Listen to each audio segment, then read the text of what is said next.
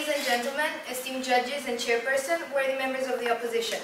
The motion we are debating today is this House believes that global warming is a bigger threat than terrorism. We would like to start by defining the terms of this motion. Terrorism is an act of violence, threat, upon a certain group of people. Global warming is defined as a reversible scientifically proven phenomenon of worldwide climate change.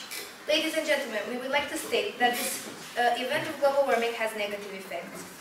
Global warming is a global problem. It affects me, it affects him, it affects us all. Global warming affects us and we are actively making it worse. If we want, we could put it as in we are terrorists against our own environment. Terrorism, however, is a local event which can be locally solved. We are already working on stopping terrorism. However, global warming is an event we're still working to understand. There are a lot of climate changes and we have to understand how to stop them. It is so complex and so widespread that we cannot underestimate its effects. It is a much greater threat than terrorism. Thank you. Okay. I have a question. Yeah. You're saying that global warming is a phenomenon we still have to understand. Yeah. Well, I think terrorism is pretty clear. Don't you think we should solve something that is concrete and that we can do something about, or something that we still try to understand, we're not quite sure? Yes, as I mentioned, this House believes that global warming is a bigger threat. It is a bigger threat because we're not understanding it. And we need to understand it in order to stop it as soon as we can. We already know what terrorism is, we already know we can stop it. That's why I believe that it is a bigger threat, which we should first understand and then try to solve. Do you have examples about how it directly affects you as a person, global warming? Yes, we do have some examples, and that is a question later on my colleague Luisa will answer in her second speaker's speech. Any other questions? Okay. Okay, thank you. Third speaker, opposition.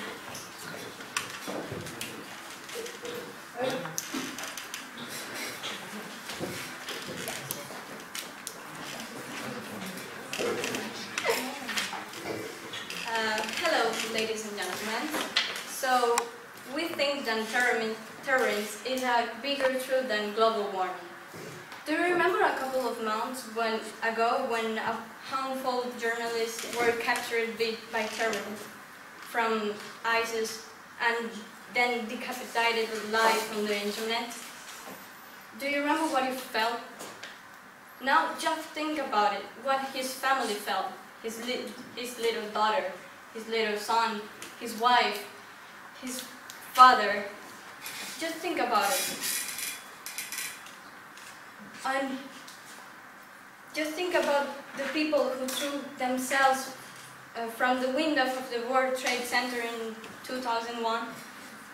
And the world saw it, everybody in this room saw it, including you and you. We were just kids. So yes, I think that in this world, the term is a bigger truth than the global warming. Is it questions? Except from affecting our feelings, what other problems do you believe terrorism brings? They are going to explain the other problems. Okay, thank you. Also, do you not believe that ISIS and that there has been actually taken action against ISIS and everyone else? Oh. Sorry. Has there been do you really believe that there has been absolutely no action taken against the acts of terrorism that were conducted by the ISIS group?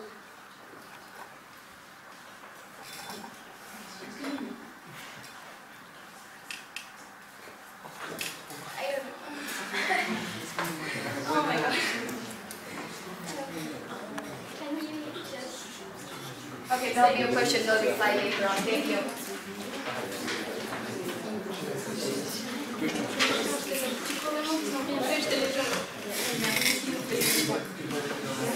All right, thank you very much. Second speaker, opposition.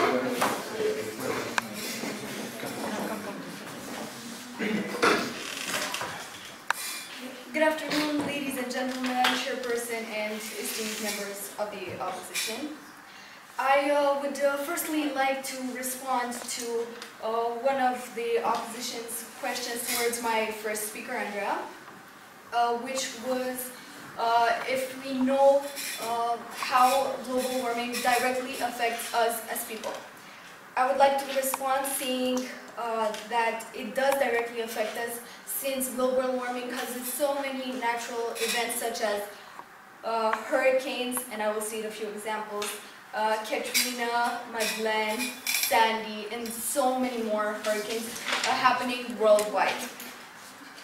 There are also floods due to melting ice caps and rising sea levels because of the ozone layer thinning more and more day by day due to the pollution and greenhouse gases. This pollution also affected a major city that we all know about, Beijing. People are not advised to go outside because of pollution. Sure, terrorism is a major concern, I acknowledge that. But terrorist attacks do not have such a major impact towards this many people that natural events due to global warming happen all around the world. Terrorism does not affect this much. Thank you.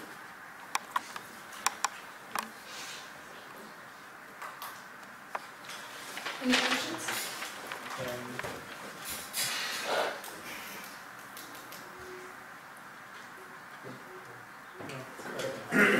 Thank you. Thank you. Second speaker, opposition.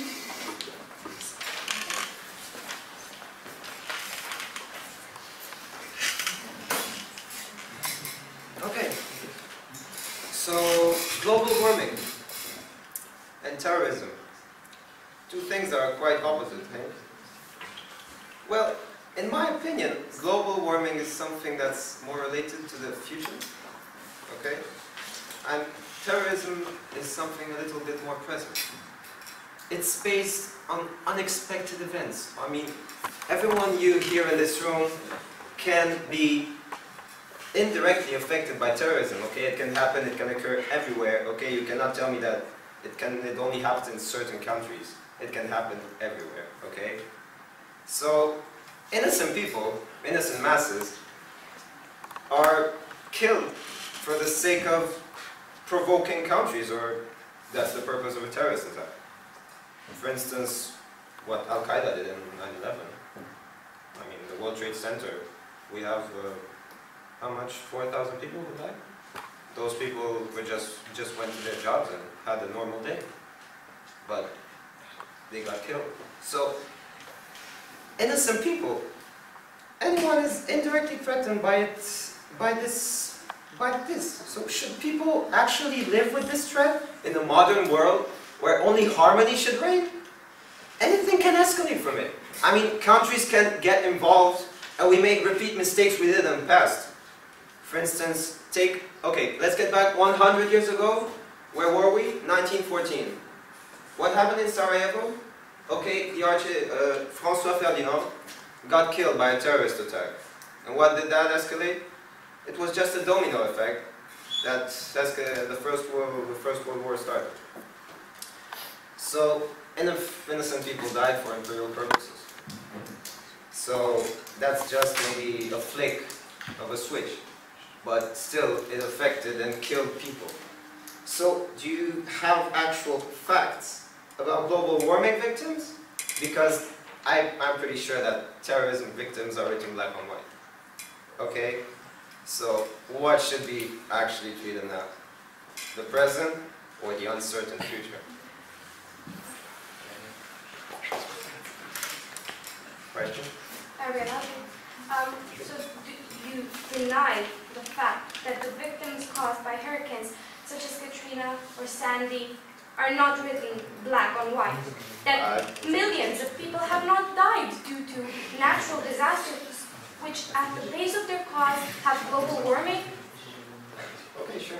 It happens, but did you expect that meteor event? Okay, we were it could happen even here, okay? So it's maybe at the same level as terrorism is. Okay, so you cannot actually compare meteorological events to something that is caused by humans, okay? Humans destroy the planet, okay? It's their fault, but it's a violence that's from people to nature, not from people to people. Okay, so people to people, it's written in their mentalities, and they can solve it. More than, that's the problem of the 20th century, I agree, that global warming started. But it's something that is uncertain and in the future. You said that terrorism cannot only be cataloged as a localized event. However, there has been no example of a precedented global type of terrorist action. Okay. Well, what did that do? Does your statement have any evidence? Did I talk about any statement? I'm talking about only that ISIS, okay, the Islamist state, okay, that you and I do agree, okay, Americans intervened in Syria and started bombing everyone. And what did that provoke, okay? Innocent people died in Syria too, because of trying to kill terrorism. So it's not a way, I think, of pretending to fight against terrorism. Okay, it's something that's more... Okay, go ahead. In the last 30 years, 70% of our forests have been cut down. People learn this in school, and they are taught about how it affects global warming because we can no longer have trees filter our air as good as we did before. And then we have the following problem. You said that terrorism is caused by people, however, the meteorological events are not in any way influenced by people. But if we cut down 70% of our forests and actually encourage and speed up global warming, how is that not human action providing base for these meteorological problems? Do I offend you if I ask you what's your source? My source is pretty much every textbook that you will ever find in a school, and it's taught in biology, it is taught everywhere. It is a known fact. A known fact. Yes. But do we have access to information for this debate? No, but you could have read before. You're not allowed to answer to their answers. But you need... Okay, so what's the point of your question? Nothing? Okay, thank you very much. Second speaker, please. And third speaker, team proposition.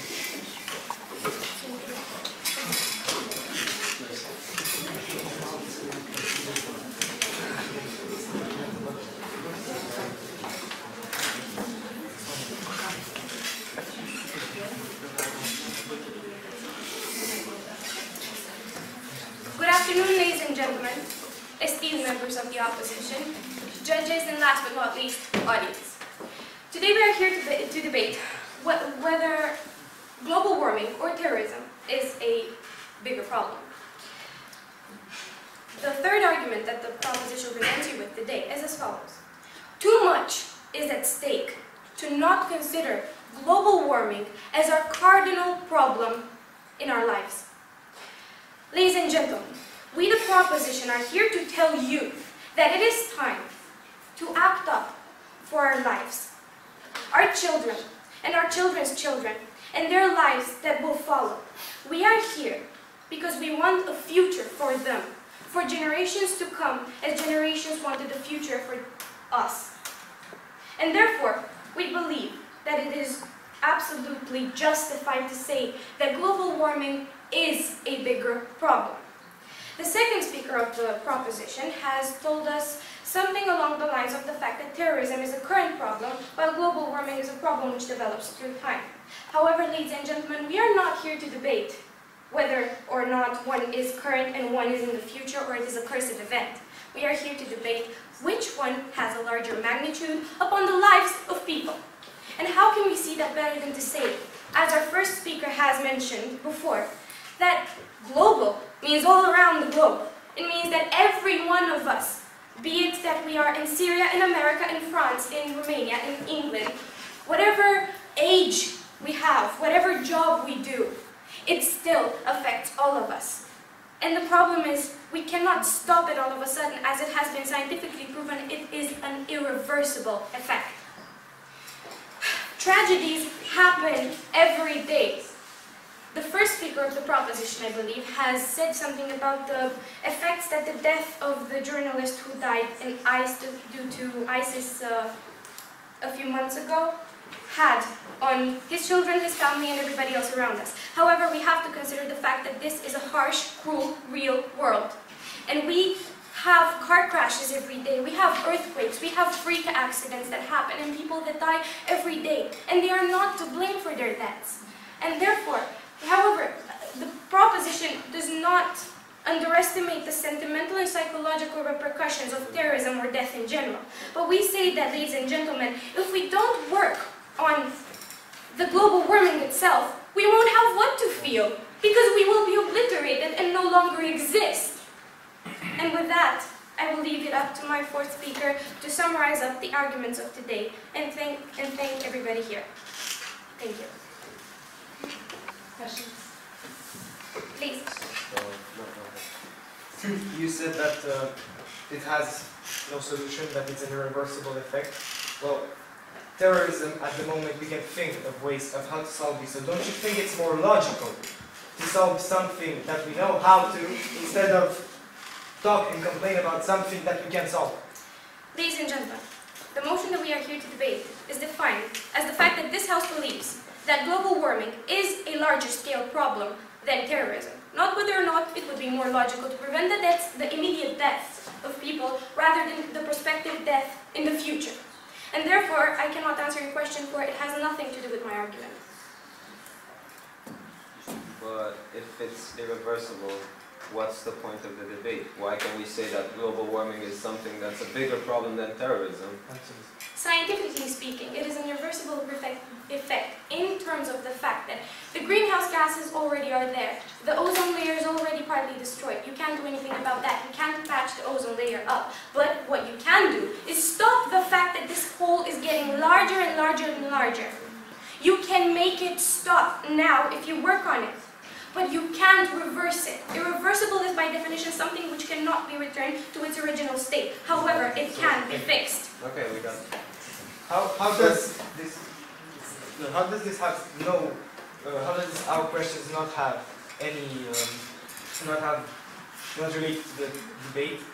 If terrorism kills people, not every day, but there are attacks who kill all the time. How does not have effect? It's the point of an attack. Yes, it's the point of an attack to kill people. You talked about hurricanes. Hurricanes were before global warming. So, terrorism is now, it's recent, it's actual. Okay, let's take another example which is very, very clear. Due to global warming, icebergs have been melting. Due to icebergs melting, the water levels rise. Due to water levels rising, tsunamis happen which kill people, thousands of people on different shorelines. And therefore, this can be considered as a current event which has killed people. And it has been the root of its cause has been at global warming, because otherwise these icebergs would not have melted. I'm not saying, my team is not saying in any way that the deaths of the people due to terrorism are not important. But we are not here to debate which death, either caused by terrorism or global warming, is more important. But we are here to debate which one of the problems has a larger magnitude. The magnitude is represented by how big a scale of problem it is. And therefore, I think that with the arguments we have presented, we have concluded that global warming is the larger scale problem in this case. Thank you. Right, thank you. Third speaker from opposition, proposition, sorry. That was after that, right? Fourth speaker.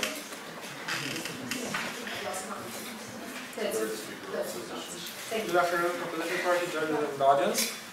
So I want to talk about global warming, which is a threat. I agree with you, it is a threat. It is a problem, but it can be solved by all of us. It can be slowed down by all of us.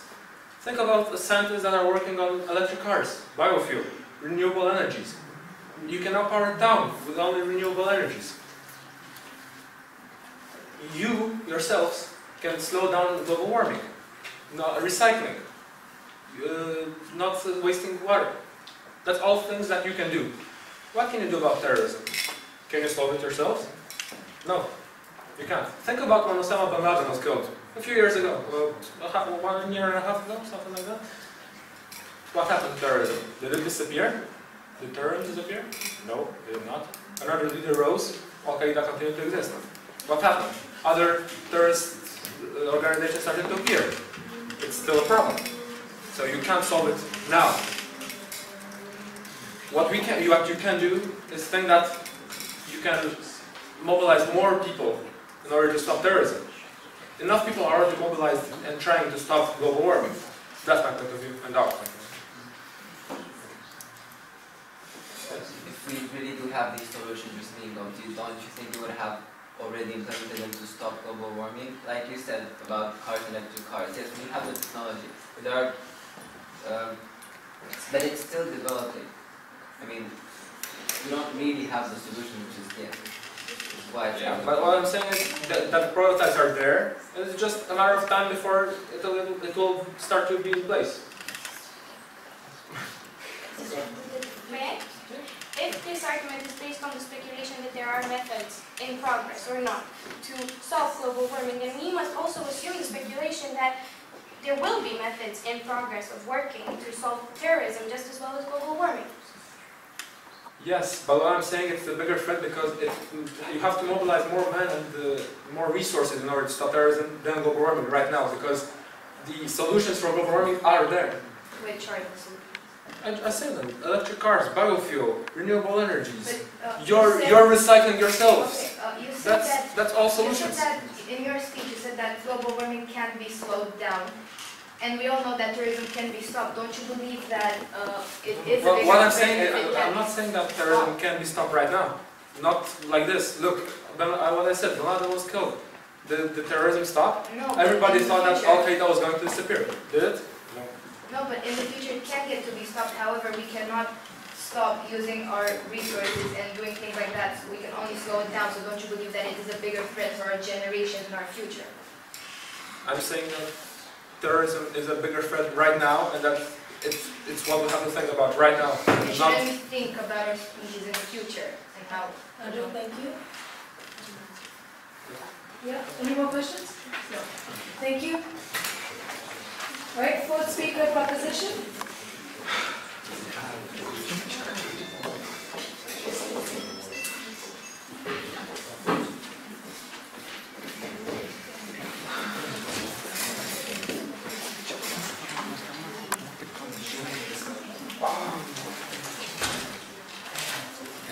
All right, thank you, fourth speaker. Okay, so good afternoon everyone.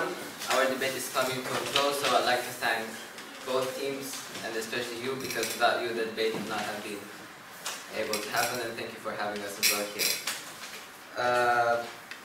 So I'll just now go straight into what our team has presented, the arguments our team has put forward, to show you that global warming is indeed a bigger threat than terrorism. First of all, we said that global warming is a global problem, meaning that global warming affects us all. It is a widespread phenomenon. It is global, ladies and gentlemen. What Luisa has said is that, Andrea has said is that terrorism is a local problem that has local solutions. Moving on to our second argument. Luisa now explained the effects of global warming and that they by far outweigh the effects of terrorism.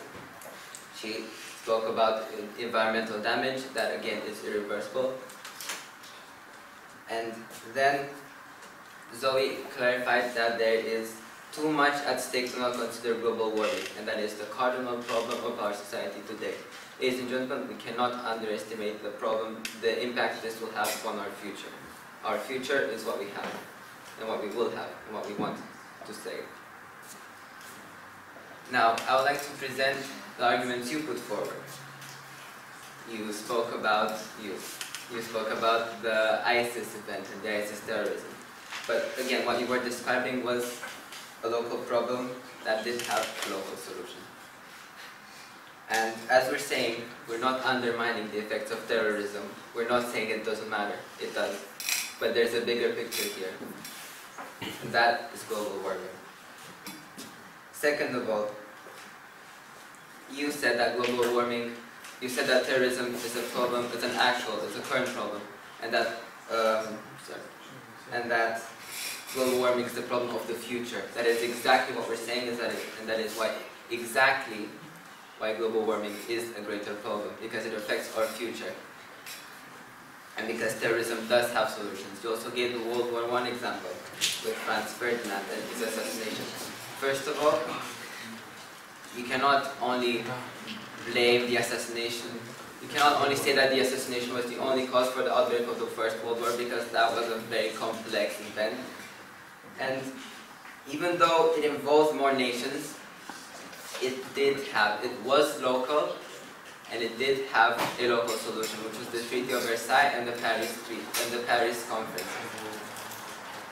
And your third argument was saying that global warming has solutions, and that global warming has solutions. They gave the example of electric cars. Well, let me tell you what the problem with electric cars is, and any other new technology out there.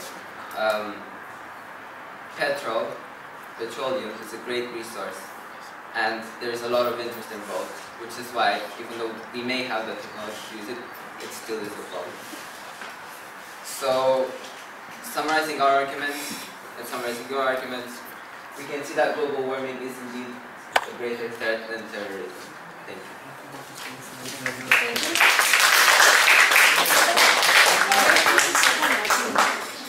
Fourth, final reply speaker from team opposition.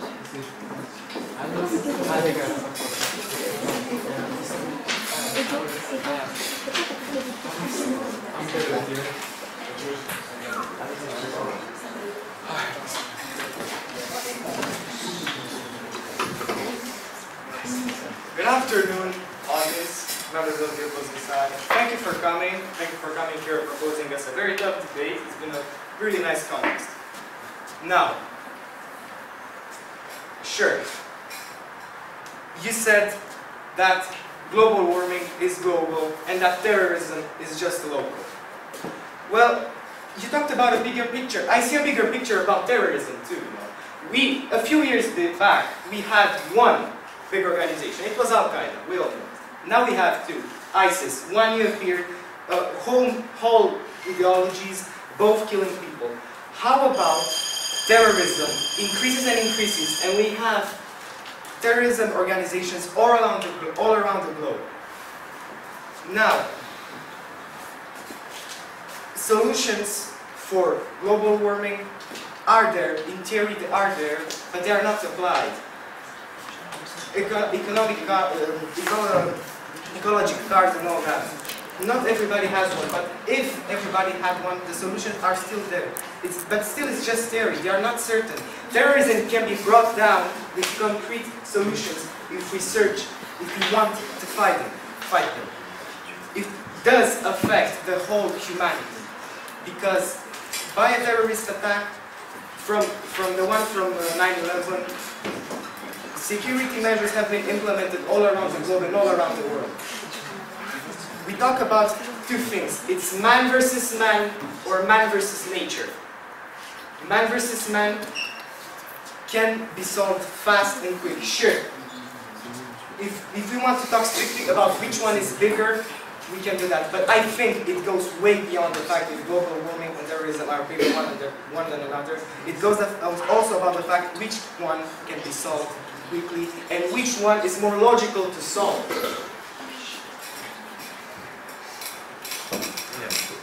That's right. Thank you very much.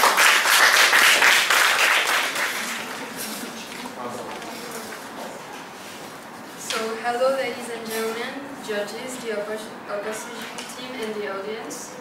So, thank you for the opportunity to let us have a second debate.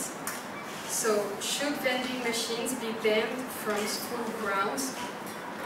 So, vending machines are a quick way of eating that mostly proposes junk food and that have a huge impact on nowadays nutrition. And my teammates gonna explain you why. It is a way of quick eating that is quite cheap, but that proposes junk food. Any questions?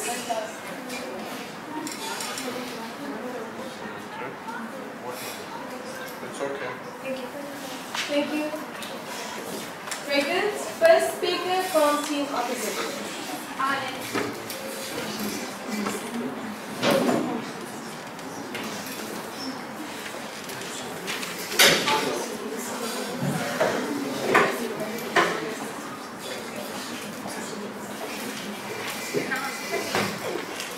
Good afternoon, ladies and gentlemen, esteemed judges, chairperson, and last but not least, members of the proposition.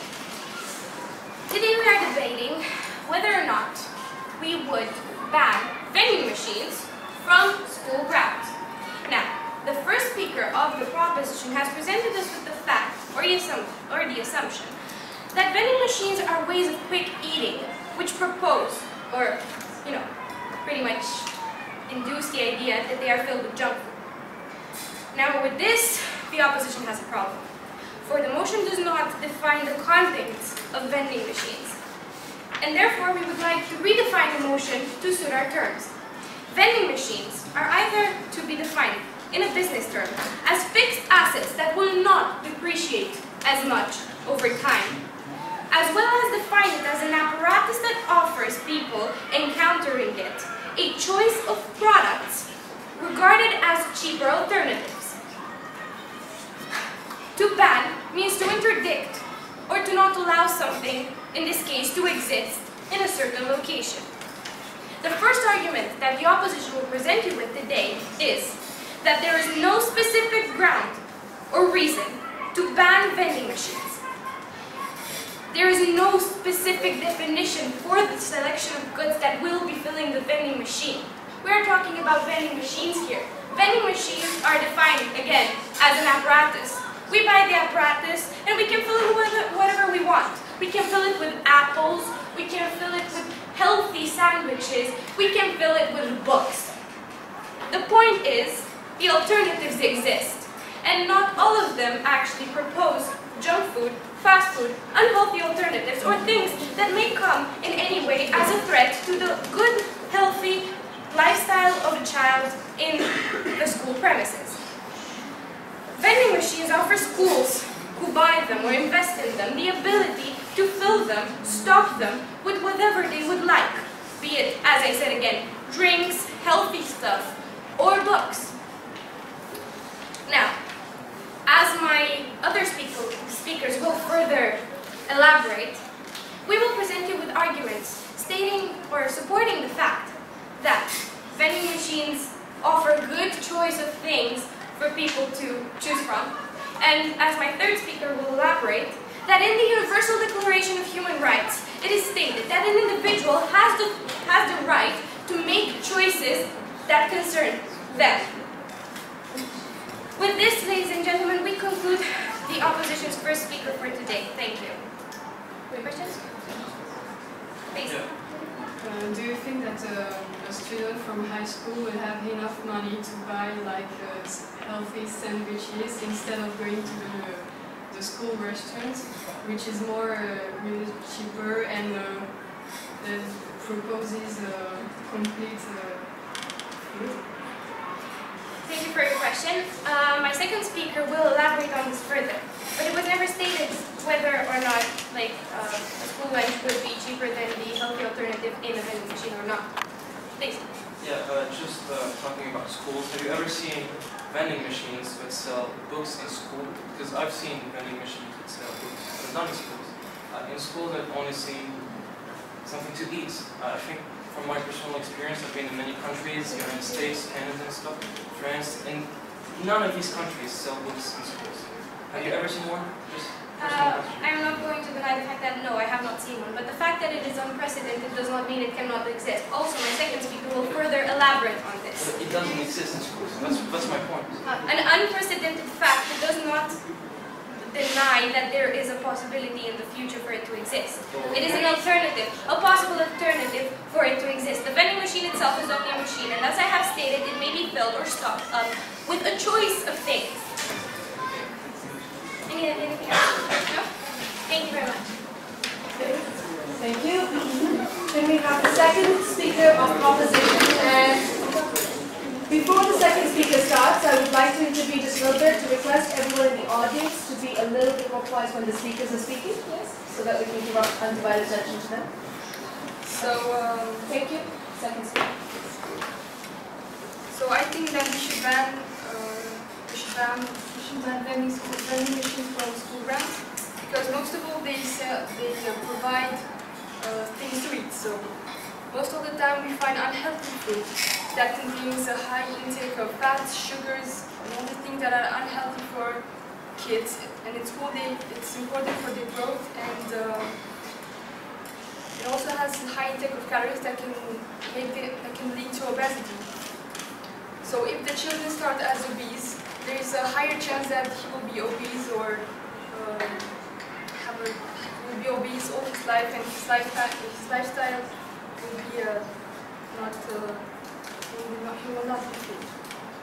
And now you will say that you can also have healthy snacks in vending machines, but it is easier for the kid to choose something unhealthy than something who's healthy, and it's harder to preserve something that's like fruits or bio stuff who expire faster. And your colleague said something about quick using, so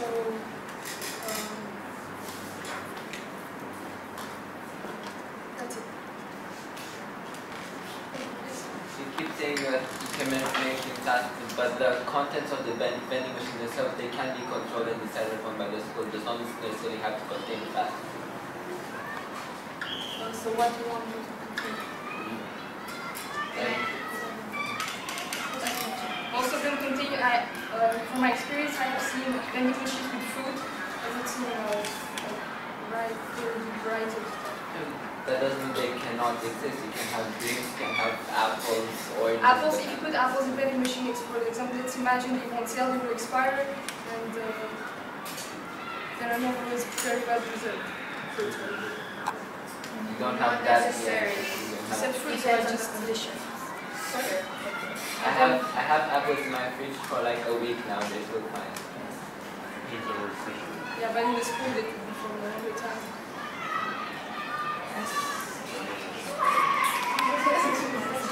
We have another question. Very good, thank you. Thank you very much. Second speaker, team opposition. Good afternoon, ladies and gentlemen. As the second speaker, I would like to inform why vending machines are more efficient. Vending machines offer a large variety of products in a quicker time. They are cheaper indeed because there is less value added, and that is beneficial because it's accessible to more students. Some students cannot buy canteen food because it's more expensive. Therefore, a vending machine is way more accessible. Vending machines can be placed anywhere and moved around whenever, anytime. They also don't waste as much space as a corner shop would. They're more beneficial because they avoid queues. And trust me, when there's winter and you have a corner shop outside like we do in our school, it is not efficient to stay outside half an hour and wait to get one sandwich.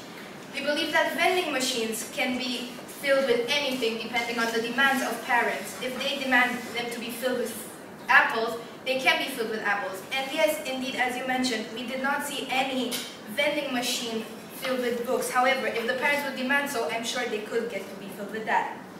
If you're concerned with health issues, as I saw, if you have a vending machine, it does not mean you can't open a different canteen. It all depends on the school's budget. So it can get to be extremely beneficial to have them both. However, a vending machine can also be filled with healthy things and not affect the students' health. Yes, that's basically it. Thank you. Any questions? Yes, please. Do you think that a vending machine would provide the same healthy thing that the canteen does? Like for lunch, do you think that you can buy the same things that you can eat in the canteen for the cheaper in the canteen? Depends on what you eat in the canteen. If the canteen offers sandwiches and things like that, yes, I do believe a vending machine can offer the same things for a cheaper price. Actually, a canteen like Offers does lunch. warm food. We indeed have corner shop in our school, which has food like the food you have in your canteen, and we get it cold and we reheat it. I'm sure we can store that same food in the vending machine and reheat it, heat it, and eat it, and it would have the same function. So do you think you could have a balanced diet from the vending machines? A balanced diet, yes, because it can depend on what the parents demand. If you fill a machine with apples and healthy sandwiches with fish and things which would give you a balanced diet, yes, you would be able to maintain a balanced diet, even a diet for losing weight, as you can have Fidro bars and things like that.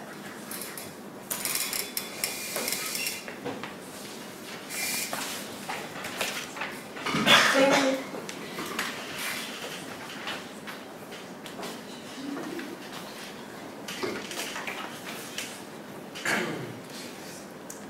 Okay, so thank you for your participation. I'd like to develop my points in two different ideas. First of all, the fact that we're talking about vending machines in school grounds. This is for me one of the keywords of this problem. Schools, for me, I'm sure you'll be. Schools are for me a place where one word is the center of everything, which is going to be education. Education, in my opinion, is not only learning some stuff in school books, not only having good grades, wow, I got a 20 out of 20, that's great. Education is also linked to life in general, how you will behave in the streets, how you will behave at home. I don't think we should encourage children to eat such things in vending machines. Because yes, of course, vending machines do not only sell food, but I've never seen in a school a vending machine selling a book, selling anything. Some papers, some pen. I've never seen this. I want to know, just a question, have you ever seen a vending machine like this? We've mentioned before that we haven't, but we think that a vending machine is very flexible and it can be filled with whatever is demanded. Nowadays, it doesn't exist. Do you agree with me? It does not exist, however, it can get to exist. So Okay, I don't get why. but nowadays it doesn't. That's my point. But it can. Secondly, I'd like to. You don't have any vending machines at the school? In your school, do you have one? Yes or no? We are not allowed to answer. You are. Have this back and forth. No, we can't. Sorry, it's at the end of the session. But no, they don't. Just. Okay. I think in our school we have 2 vending machines in a place downstairs who sell coffee, hot chocolate and stuff. I personally take 1 hot chocolate per week, which is fine. I'm fine. I would perfectly be able to live without it. I mean, there's no vending machines in my school that sell anything, not even books. I can live without it. I don't see myself just coming to school with $20 or anything and buy a book that I'm going to read at home anyway. So for me, vending machines, one point is vending machines sell food, and nowadays that's a fact. And I don't think it's going to change. The companies that put vending machines in school want to make profit, and I don't think if you take 100 of students, I don't think one of them would like, well, maybe 2 of them would like to buy a book. Do you agree? Oh, obviously. So you can ask questions now. Yeah. Okay, so regarding the education perspective of your argument, do you deny the fact that we can teach kids that if we do want to find healthy alternatives, we can, if we really, really want to? Because as my second speaker has stated, you can always fill the vending machine with whatever you like. I want to tell you something. I have a friend who was kind of, I'm not going to be mean, he was a little bit fat, to be honest. He ate I think 2 chocolate bars per week. He was sick, it was real sickness. He suffered from it. Some people or mocking him because of it. We had a vending machine in our school. Every day he came, good morning, 8:30, took a chocolate bar. Just before going home, took a chocolate bar. I think if there was no vending machine in this school, he would have to. He would suffer from it also. He would have to buy less, and it's for me a solution to some of these problems. The problem is not the vending machine itself, it's the content, that it was the thing that was in it, and that it can be regulated. Yeah, but again, I don't know why. I've never seen a vending machine in schools with some books. I mean, really? That doesn't mean it cannot be regulated. I mean, you just Question, open move on. it and put something in it. Okay, question, move on. It's actually more of a statement. I eat an average of 10 chocolate bars per week and I don't see myself having Okay, well, you're a special kid. In a good way. Obesity or being overweight is obesity or being overweight or having, I don't know, problems with your health due to fat and diet are not something that the school should be entirely responsible for. Because even if the vending machine would not be at school, or it would just sell healthy things, the kid can still go to the metro station, McDonald's, KFC, or anything else. And therefore, it is not good to say that by banning a vending machine from a school, you can save people from obesity, because it cannot happen like that. Well, yeah, I'm going to say something that might seem kind of mean, but kids like that usually do both. They take chocolate bars and then they will go to buy something else. So anyways, they are going to do it. Okay. Then what could be the purpose of banning said vending machines if the kid is going to eat anyways? Well, he's going to eat less. You know, this is not only just as, I don't believe it's just as a purpose of fast food and chocolate bars. I only think that little things combined together make a huge problem, which is going to be more difficult to solve. That's what I believe. One last question. Yep. You mentioned education. How about educating certain children towards physical exercise and not towards not banning the vending machine and stopping them to eat the chocolate? Well, you know, obesity is kind of a vicious circle because you eat a lot, so you get some weight, and when you get some weight, I know again someone if he walks more than it's not something you can really rely on. But what I mean is, if he does too much physical exercise, his knee might explode. I mean, it's for real. If he does in a day, he makes 2 hours of sports, his knee, because of the pressure of his body, is not a tall guy, from here, his knee might explode. When you have exploded knee, I don't think you do anything.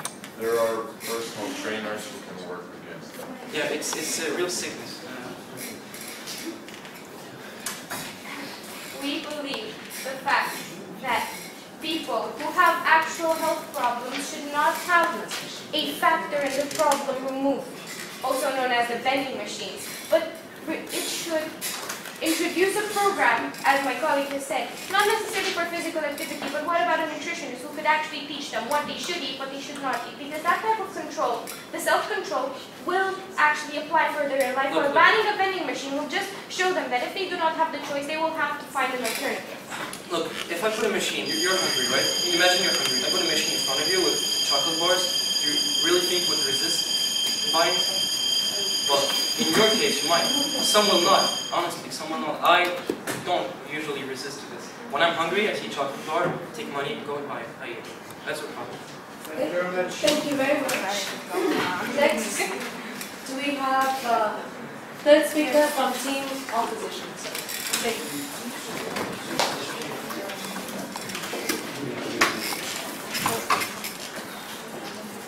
Ladies and gentlemen, we are here to present you our argument against the banning of vending machines on school grounds.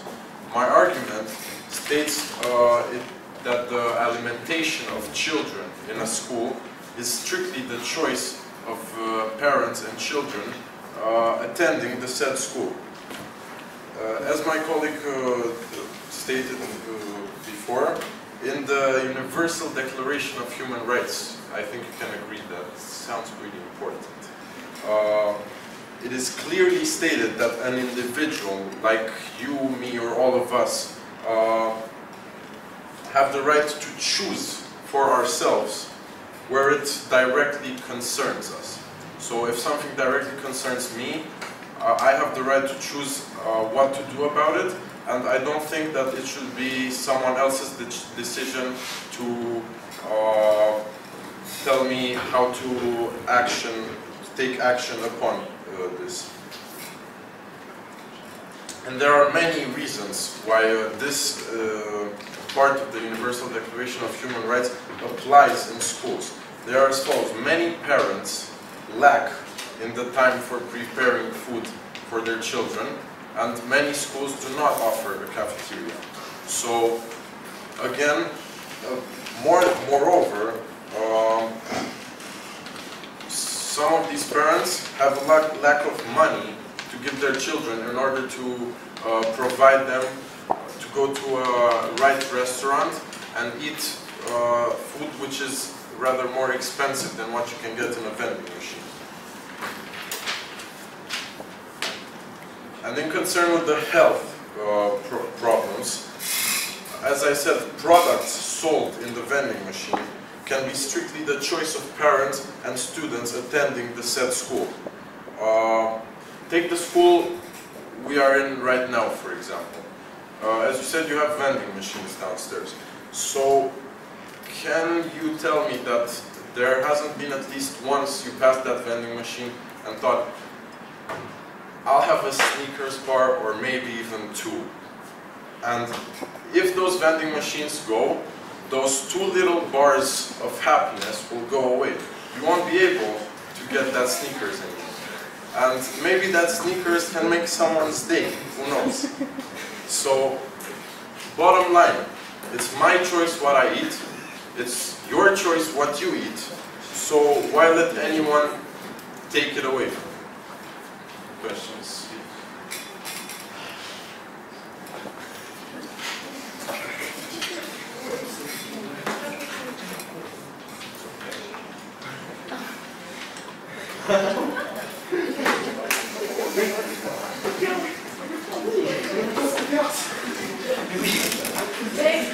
Thank you. Fourth speaker from Team Opposition.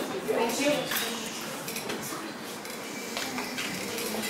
So, everybody. So, to conclude the arguments of my team, I resume them. So, first, we said that in school especially, vending machine propose most of the time unhealthy food with high quantities of sugar that can disturb, that provides energy to students which are less attentive in class, for example. And the high calories that contains those elements can increase the obesity of teenagers, which is really important nowadays, and continue to grow. Secondly, another important problem is that school should present a model of healthy food, which is not the case with those vending machines. I don't deny the fact that this machine can propose good choice of things like books or whatever, but the problem is that those vending machines propose bad food, which has bad consequences.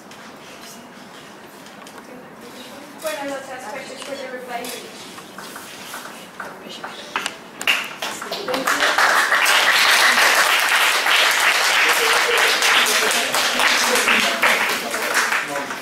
Thank you. Final reply speaker from Team Opposition.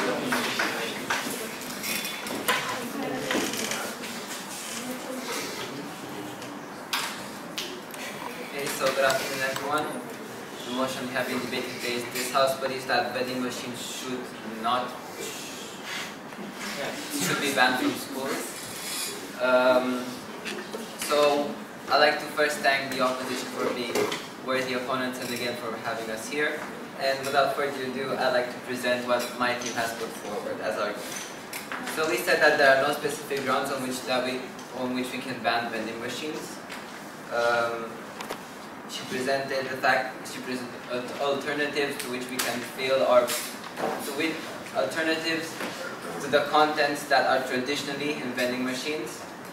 And I think that it is time for all of us to shift our paradigm on vending machines, because even though in the past or even now there are unhealthy food, so to speak, that does not mean that we cannot take that unhealthy food out and put healthier food in. Second of all, our second speaker said that vending machines have a high efficiency and explained that they reduce queues, that they also can offer cheaper prices. And again, you raised the question of wasting when you have perishable products such as apples. Again, the vending machines can refrigerate, and apples can hold for more than a week. I have apples in my fridge for more than a week and they're just fine.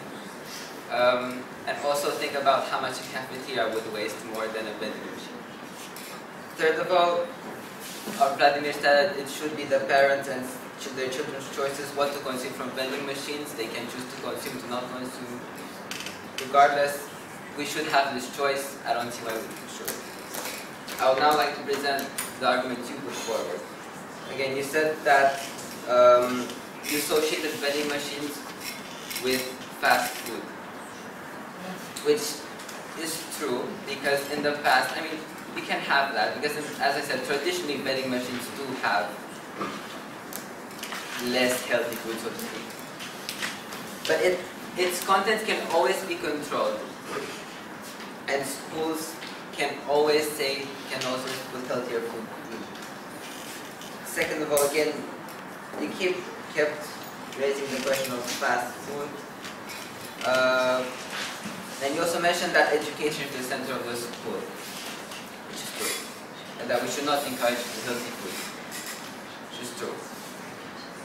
But again, vending machines can have healthier options in them. I do not see why you would refuse to be innovative, and I don't see why you would not accept the alternatives, because I think we're all open-minded, and I think that's what education is about, being open-minded. So, with that, I would conclude that this House should not ban vending machines from school grounds. Thank you.